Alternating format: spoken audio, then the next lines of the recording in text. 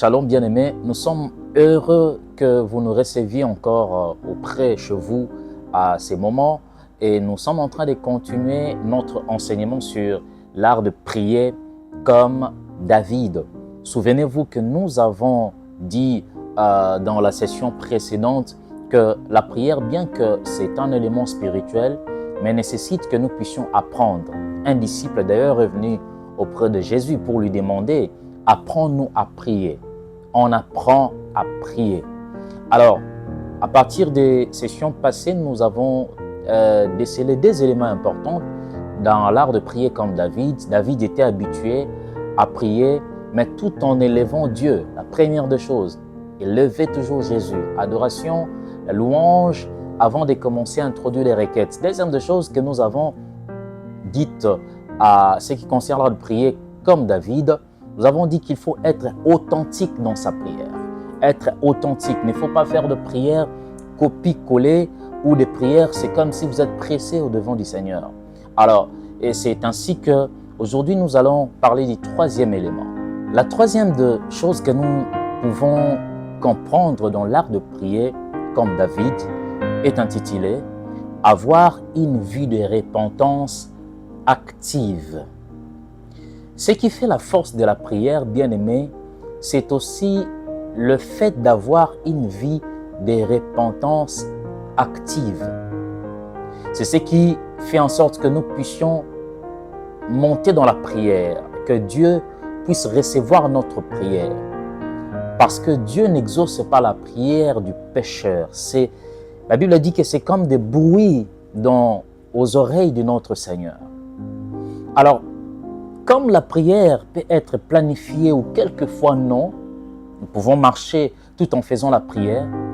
Nous pouvons programmer la prière à un moment de la journée. Il est important que nous puissions toujours marcher dans une repentance active, à telle enseigne que si par erreur j'ai tombé à quelconque péché, que je puisse directement confesser auprès du Seigneur.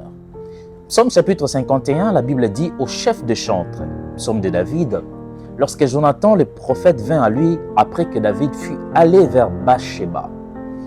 Ô Dieu, aie pitié de moi dans ta bonté, selon ta grande miséricorde, efface mes transgressions. Ce que David a fait ici, c'est ce que Adam n'avait pas fait. Adam a fouillé lorsqu'il a péché, mais David s'est rapproché de Dieu lorsqu'il a compris que ce qu'il avait fait avec la femme de son militaire n'était pas une bonne chose.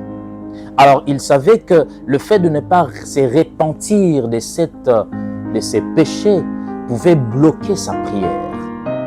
Alors, bien-aimés, je vous conjure, en tout cas à ce moment que vous nous suivez, de ne pas attendre d'aller à l'église pour se repentir. De ne pas attendre un moment de prière d'ensemble pour confesser ses péchés. Parce que David nous apprend qu'il est tellement important que lorsque vous tombiez dans cette histoire, par omission ou par commission, que vous puissiez vous remettre au Seigneur. Ça, c'est ce que le roi David est en train de nous enseigner. Bien-aimés, lorsque nous nous repentons, en fait, Dieu a besoin, mais Dieu n'exauce pas toujours nos prières. Bon, en fait, je peux le dire autrement. Dieu ne nous donne pas simplement parce que nous avons prié aussi. Mais Dieu nous exauce dans certaines prières que nous n'avons pas fait verbalement, juste quelque chose que tu as pensé. Comment? C'est pendant que nous renvoyons à Dieu l'image d'une vie sainte que nous menons. J'aimerais éclaircir.